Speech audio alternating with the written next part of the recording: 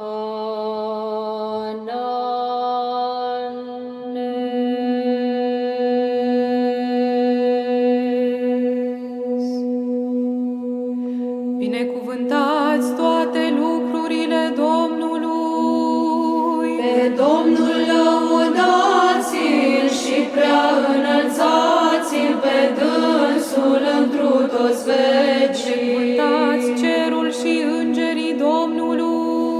Pe Domnul lăudați-l și prea înălțați-l pe dânsul întru toți vecii. Binecuvântați ape și toate cele mai presus de ceruri. Pe Domnul lăudați-l și prea înălțați-l pe dânsul întru toți vecii. Binecuvântați soare, lună și stelele cerului.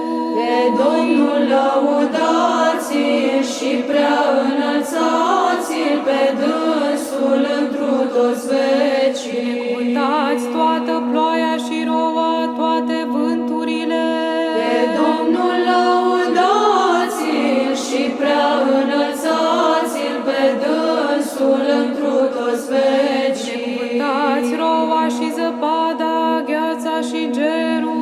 Pe Domnul lăudați-l și prea înălțați-l pe dânsul întru toți vecii. Binecuvântați nopți și zile, lumină și întuneric. Pe Domnul lăudați-l și prea înălțați-l pe dânsul întru toți vecii.